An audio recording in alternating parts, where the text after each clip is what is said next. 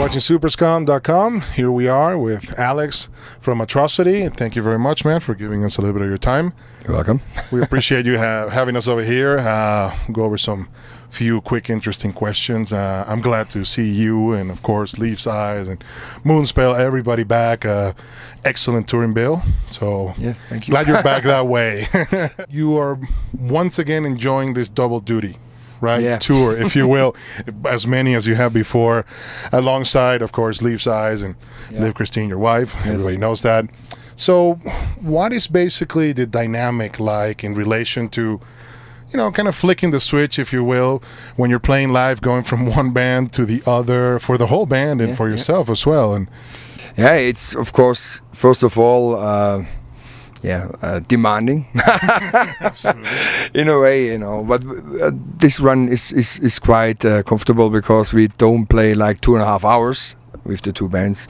Obviously, there's another band, Moonspell, playing afterwards, so it's a little shorter. But actually, for us as a band, we really have that certain line in between. There's like a switch button, and then there's the other band. There's another vibe. There's another approach of music, and it's a little bit like I compare it to Dr. Jekyll, Mr. Hyde. So the Atrocity is probably the Mr. Hyde.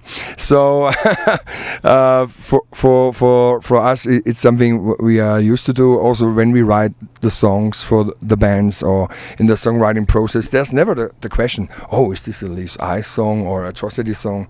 It's very clear. There's a very clear line in between the bands, and so when we finished with Atrocity or with Leaf's Eyes and jump on for the other band on stage, then we switch. It's a natural process. Second nature, but you have a very strict delineation between one and the other. And I also think when you see the bands playing, or I can only speak for my person now, but the stage acting is different. The live energy is different in between the bands, and I think when you come in and see us, you will see the difference, and also the range of music, like going from the one extreme, let's say from Atrocity, to the other, the more symphonic, atmospheric, melodic vibe of Leaf's Eyes on that tour.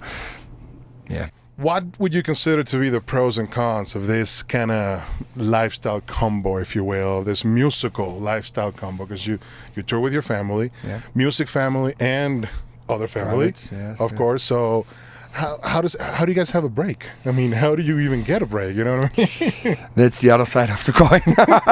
You have like the blessing that you really can do this together with the family in private and with my mates of the band, and that's how we see it actually. Also, like very personal, connected people, and Toso and me, we are together in Atrocity for I don't know, 20 years now. When he joined in a little later in 1994, so that thing is very connected, of course, and also with the other guys. So we have that family vibe. That's true. On the other side, like I said, there's like really like Leaf's Eyes is no project. It is a band for itself. We did many tours, separated from each other. So that has nothing to do. That's like a duty or obligation or something like that. Just happens. The other side of the story is, there is hardly time for private stuff, and also back home, I run Master Sound Studio with the guys, producing other bands. A lot of things to do when you have like several bands going on. We'll get to that one, trust me. Yeah. So but no sleep till Hammersmith was Motorhead's slogan, I remember. Yes. And we have no sleep at all. It is the 8th studio album, came out April last year, right? And the first kind of front that when I was kind of reviewing the information regarding the album, when the promotion came up, right, you're talking about a trilogy. Yeah. So not only is that pretty ballsy to announce right away, in a good way. I mean, it's food for thought for the fans to be hungry for that. Tell us roughly what the trilogy is about, if you can.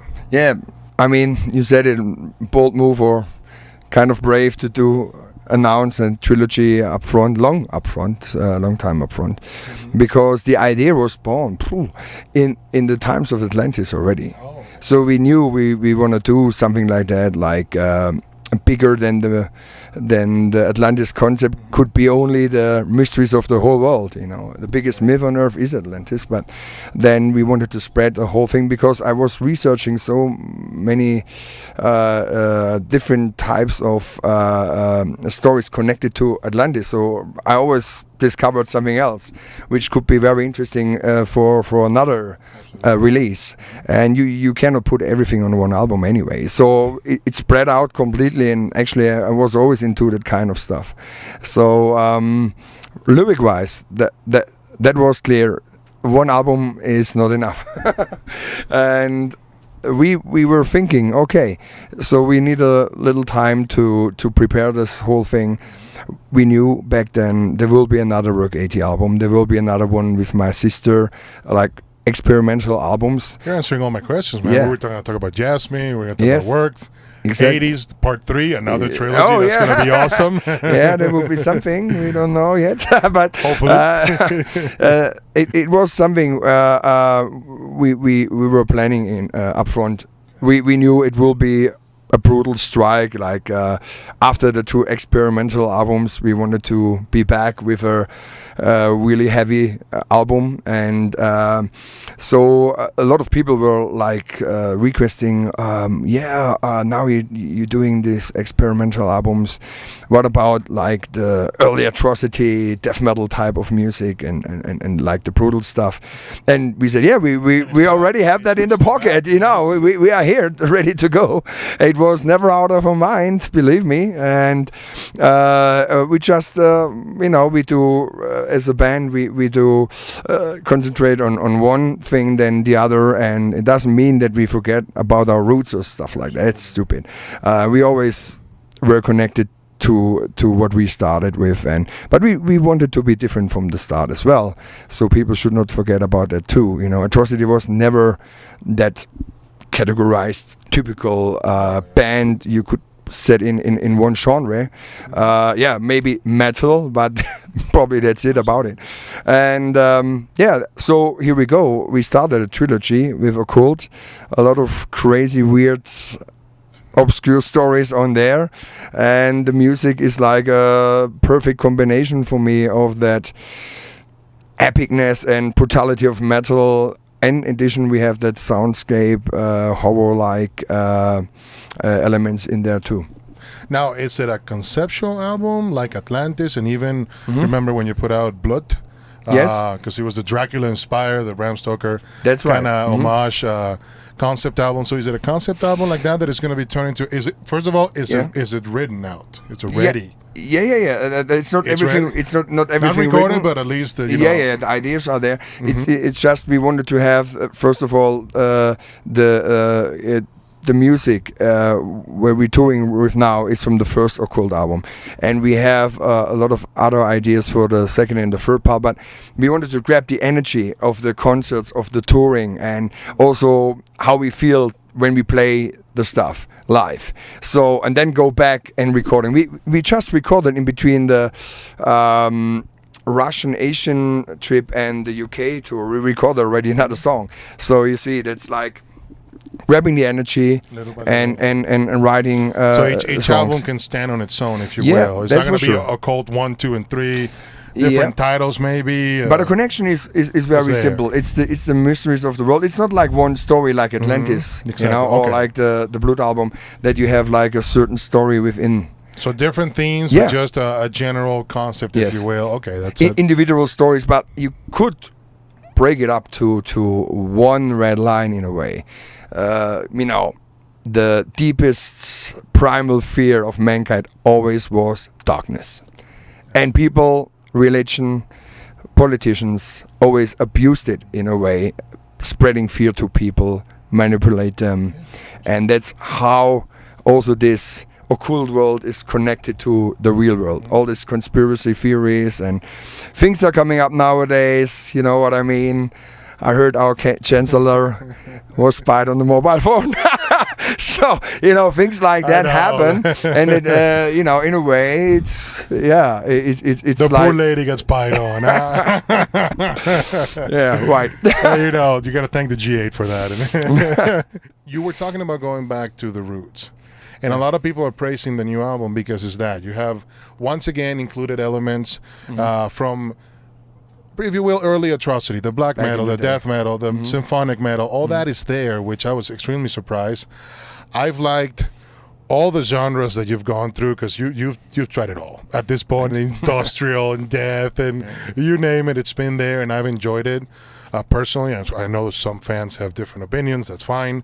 But for us was always like this, finding new grounds, pioneering. When we did it, there was barely no other band doing that. So no, I hear you. So is this the same musical direction we can expect for the entire trilogy? Is it going to be like that, or you're planning on testing different things in the future releases of the trilogy? Yeah, maybe there will be some, of course, different influences or some stuff, rise from song to song, let's say. Already we have a quite wide range within the songs on the first Okkult album. Yeah. Some people even were requesting that, what I can't understand. Hello, it's good to have a variety in music on one album, isn't it? And even if the lyrics are, different from each other and connected with that red line, like I said, like the occult topic, I really like to have that variety in the music. And of course, this will be like the foundation. And it would be senseless now to make an experimental whatever vibe on the other albums. No, we will stick to the brutality and the epicness. It's always good to hear. Always good to hear. Now, the third front for the new album and the whole trilogy, if you will, is what you call to be, and I quote, the first global metal treasure hunt. Oh yeah. So if you can explain that one to the fans, it's very intrinsic and it's a very unique process. We're talking from geocaching all the way to where they're going to be. You said the first clue was in Europe for the first bonus track. I'll let you explain all that. So yeah, I mean the geocaching, I was not really familiar with that. I just had in mind we want to have a real metal treasure hunt, something never was happening before. Very unique. Yeah, thank you. That was the idea. It just came out. Maybe we have watched too much Indiana Jones movies and stuff like that, but it fits super cool to the lyrical concept. And so the first treasure hunt is going through Europe. It's 5 or 6 countries now already. You have to find hints. First of all, there are hints in the booklet. That's where you start the hunt. Actually, you have some numbers. If you find them and you turn them into letters, each letter has a certain number. So then you have a kind of riddle. Exactly. Yeah. Then the code, I can tell it to you guys. It's the song title of the treasure hunt song, which is unique. There's no master tapes anymore, or there are no master tapes anymore. It's on a 24-karat golden CD, buried somewhere at a occult site. So, and the places you go, I can really tell you, I was there. I'm the only one. Really great places. That means it's not only you go there and you go to cool places, and they all connected in this whole topic, and it's really cool. And the first treasure hunt is in Europe. The second will be in America. Oh, okay. The third probably will be in Asia. So that's for everybody. Cool. Actually, Americans can join the European one, of course. Why not? I mean, take off a trip and make cool holidays at cool places. I promise you, it's a good it's worth vacation going. excuse. Yes. Yeah, and it's not finished now. We wanted to give everybody a chance, so we always delayed the next hint, so people have the chance. And if you just jump in now, you can start also with the treasure hunt, because the last hint, the Stone of Wisdom, it's not published now. That means people have really the chance. To catch up. Yeah. You can go from one thing to the other. Absolutely. And I hope everybody enjoys that. I did when I it's a really unique concept, and I'm glad that you're doing that. It's a metal treasure hunt, you know. I've never heard of one before, so anybody. And it's a fucking cool song. We had really fights in between the band. Which song should it be? Oh my God, discussions all over the place. And you say it's going to be one per album. Yes, we didn't want to have this typical, let's say, bonus track massacre or whatever for that special kind of trilogy. We thought maybe it's also a good sign nowadays. You cannot just download a song, it's also a little sign here, you know. Be active. Go out, do something. Get out, do exactly. Not only in the computer. You need a computer, of course, to log in and all that. Yeah, it makes sense. Yeah. I mean, I heard that people paying like 450 euros for the Mauritius edition of the first Blue Blood EP we did with Atrocity, and the Mauritius edition is called because it's green instead of blue vinyl, and the cover was misprinted too. Yeah, so there are not so many examples of that one. And I heard people paying a lot of money to get those treasures. So now it's only one there. Imagine the price. The fan gets whoever finds it. Yeah, he or her or she get the song. Yeah, it's theirs. That's their own. You know, we had discussions with the record company. We said no, it's not a present. It's a real treasure, because the guy who finds it. He had to go through a lot of effort, so that it's really earned to get that treasure. And that means also the guy decides what to do. Bring it home. Distribute it. Yes, to a museum. I have no idea. Okay. Bring it back to us so we can listen to it. Yeah. It would be a good chance to meet the band. You know, hey, I got your song. So he's going to kidnap it. So you've gone to, industrial, gothic, folkloric, symphonic, black metal, death metal. You tried it all, like I said. So basically, any particular artistic reason that you have for this experimentation, and you get bored, is something that it's at that time, feasible for you or pleasurable for the band? I mean, I wouldn't call it getting bored. It's just the way you see music. Mm-hmm. If you see yourself as an artist and only, let's say, settled in one category, and you're willing to doing all the time the same kind of thing, I completely understand. Yeah, that's okay. But my personal vision is different. I would love to try as much as I can if it's good taste, good music. No, I don't, judge music if it's one special category or genre. I judge music, it's good or bad music. So with the band, I think that's quite unique for a metal band. We decided to go this path as well. We all were up to do different stuff and be refreshing, and also the challenge to do something else. And I compare it to painters who are able to do completely different drawings or paintings, maybe more dark, maybe more brutal, or also directors in movies. Peter Jackson is a good example. He started with horror movies, and then he made Meet the Feebles, I think, then Lord of the Rings, and then going to King Kong, all that kind of different stuff. And this shows the ability of that guy, and I have great respect for that. Yeah. So it's an artistic choice, which is good. It's just a matter of trying something different that fulfills you as a musician as well. And of course, and it's there. But it should suit the band.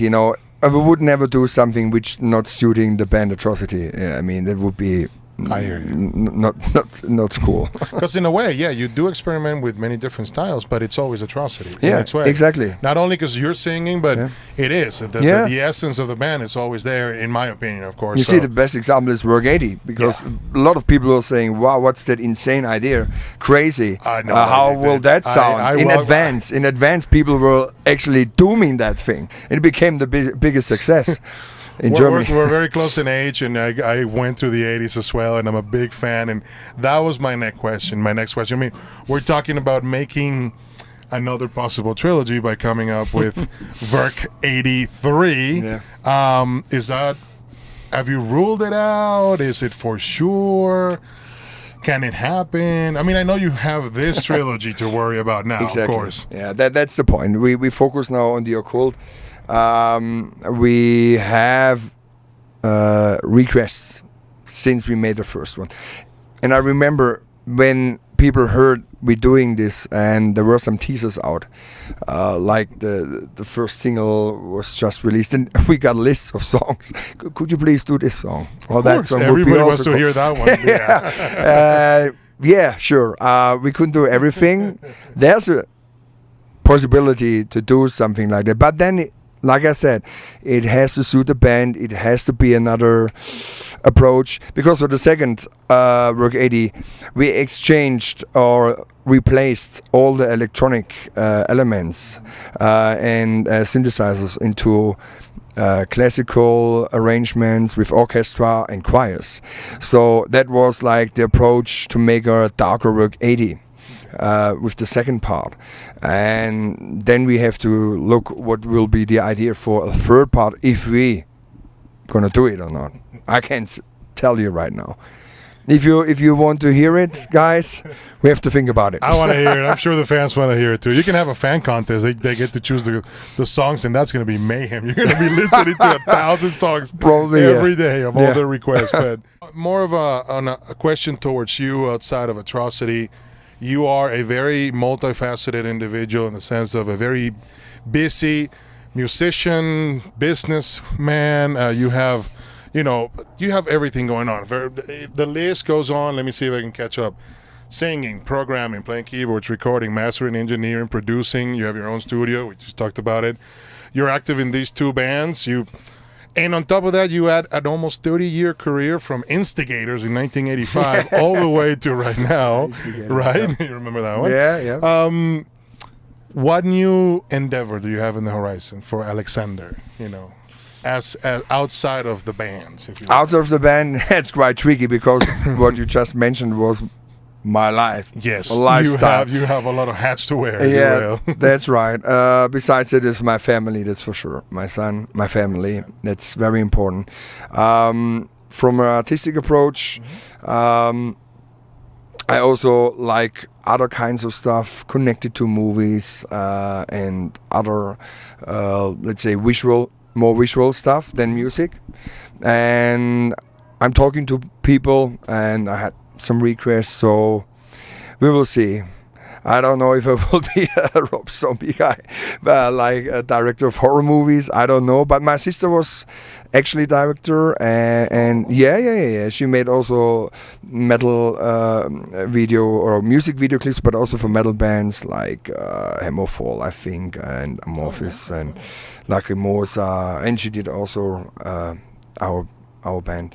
And I forgot to ask you, sorry, is Yasmin going to participate in the trilogy? Is that coming up?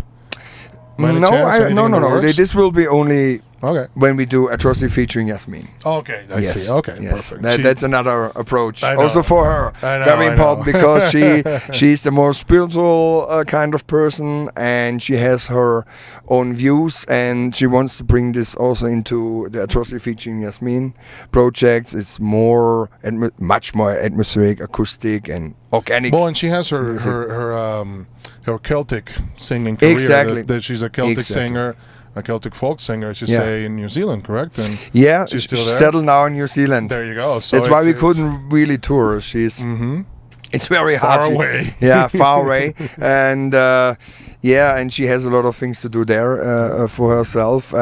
She actually stepped out of the film business for now. And but from that side, and let's say in the family, we have like maybe same thing with art, music, Very film. artistic family, of course. In a way, but not our parents. That's the funny part of that. But that's a good thing. You're the exception, if you But they will. were always supportive. Yeah. Always. So maybe thinking about something, coming back to what you were saying, a little video, a little movie, something in the work, maybe in the future, something you want to do, direct, and I was requested for some bigger movie projects, but not something I can talk about now. And I did some stuff in the past for my sister's projects, film music, stuff like that. And obviously, if you listen to Leaf's Eyes, there's a lot of stuff you could easily bring on into a Viking movie or or fantasy movie or something like that. That would be something, a cool new challenge, but it has to work out, it has to make sense, and it has to fit into the schedule. And you have plenty of production duties coming up, a lot of bands being produced over there. Yeah, I did a couple albums. One I can mention, or because it's also connected to the family, it's Liv's sister Carmen. She has a new band with guys. How do you pronounce it? Because I know it's a Norwegian band. Is it Salm? Saven. Yeah, Saven, exactly. There Saven. you go. Yeah, and it's with the guys or two guys of the Sins of Thy Beloved, and I did that one. I know you produced that one, dude. Yeah, all in the family. But it's not only family. I'm doing also German death black metal band, Painful. I did Belphegor, for example. They're a little bit musically connected, I would say. And I did also bands like End of Green in the past and other stuff. Yeah. Thank you so much, Alex. I really appreciate giving us all that insight into what's going on right now, everything Atrocity. Awesome. Best of luck on the rest of the tour. Thank you. A shout out to the Edmonton fans. We're sorry, guys, you didn't get to see them, but it was really it was was absolutely nobody's fault. Yeah, nobody's fault. They called it act of God, Mother Nature. So that was like a real problem going on with the travels and everything. Couldn't make it, and also.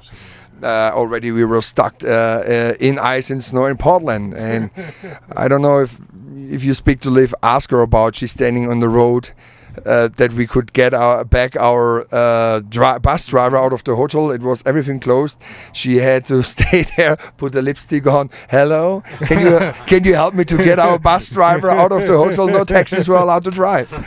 Yeah, we found 3 ladies actually stopping and helping you found her. 3 ladies. Yes, after the lipstick. After the lipstick. Awesome. Alex, thank you so much, man. Thank you.